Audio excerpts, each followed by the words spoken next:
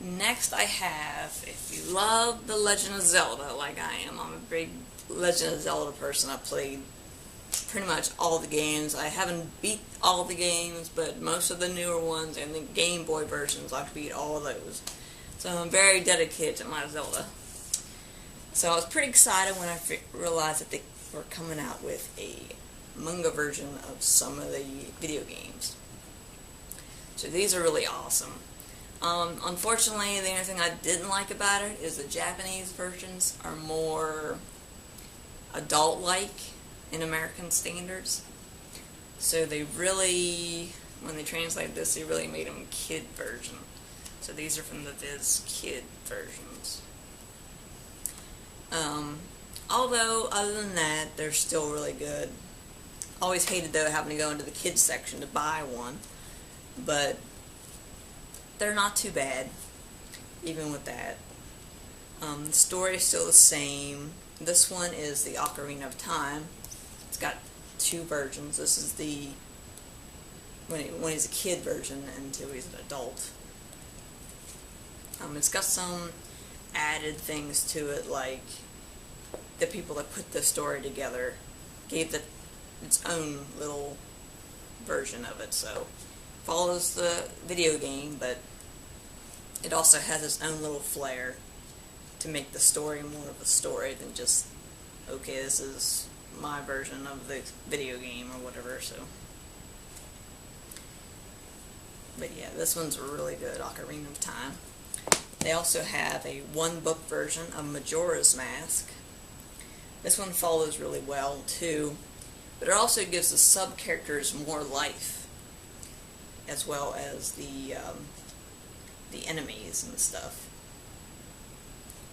So that way, it like the parts in like the video game that you might have been asking, well, I wonder what could have more became of them or whatever. This opens that up a little bit, especially the romantic version of the video game, which if you played it, you'll know what I'm talking about. That is one of the best parts about the game. And this actually makes it, instead of like on the game where it was, you had to do different things to open up different things. Well, this one's makes it more of a story.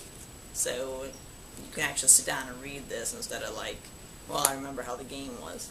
So, you know, mine might be confusing you, but that's my take on it. Next I have Oracle of Seasons and Oracle of Ages. These follow the Game Boy games of Oracle Seasons and Oracle of Ages really well. As like I was saying with the other ones, it adds more to it, but these are really good. Really cute art. The art's really cute. Looks great. These ones are for the Four Swords version.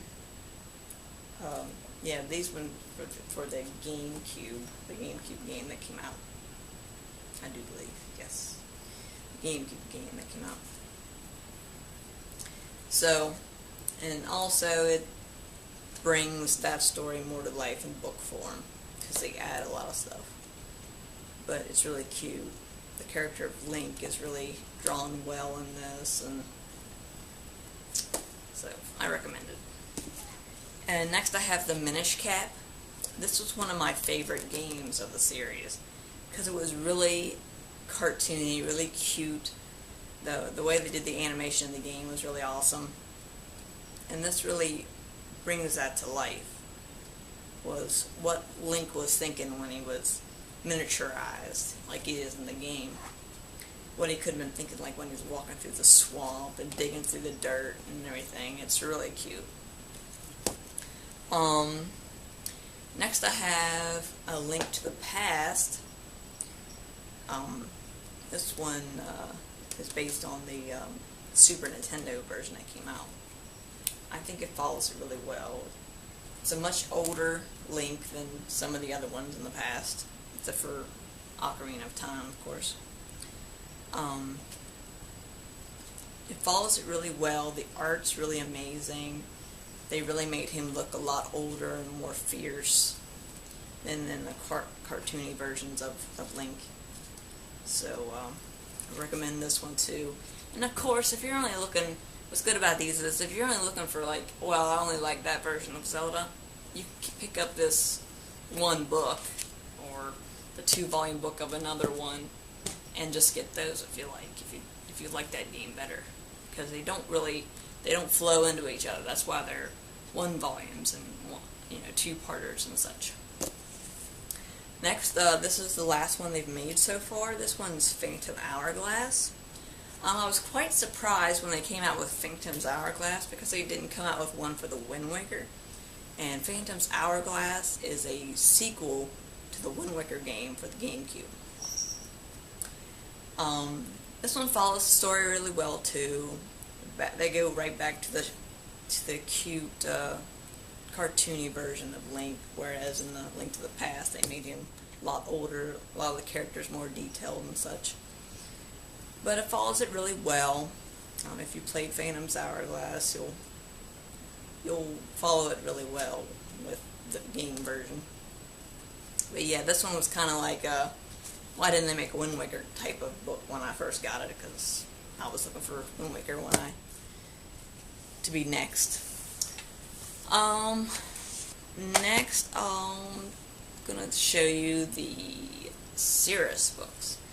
Now, Cirrus is an absolute amazing story. This one's very dark. This is one of the author that made Fushigi Yugi. This is way more darker than the Fushigi Yugi books. Very much darker. Very complex. A lot of things happen in it. Very tragic things. And to me, when I was reading this, even in the first book, when I was reading the first book, I was like, wow, this is like the king of manga books when I first read it, because this was the darkest manga book that I had read from all the other ones. Very detailed art in it. She puts a lot of her own reasonings and understandings in the book to let her know, or let people know what made her decide to make certain things the way that she did. This one's an older story too. I've seen volumes of it in the stores still, but I actually had to go out and buy certain volumes that were missing than the ones I found at the store online. But like I told you in my other video, if you go to betterworldbooks.com or Amazon, I think you'll be able to find these pretty easy, pretty cheap. So, a lot of romance in this, a lot of conflict, a lot of the story is pretty much all I can say. I mean, you start out with a little bit, and then by the time you get to the last book, you're like, wow, my brain is just full of all this humongous story, because it's a huge story, and it's got a lot of leading characters in it. So I highly recommend you read this. I have all of them, all 14. So there's 14 books in total. There's also an anime version. This is a bootleg version, but I watched them all. That's how I watched the anime, was from this version, and they played just fine, so didn't have no problem with it. The anime is a little bit different from the manga version, especially romantically. They didn't really get 100% involved in the romantic aspect of the book that came out. And if you read the book and then watch the manga, you'll know what I'm talking, or watch the anime, you'll know what I'm talking about.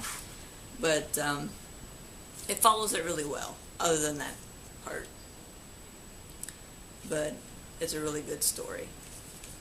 So those ones are the next ones I recommend. Cirrus, definitely.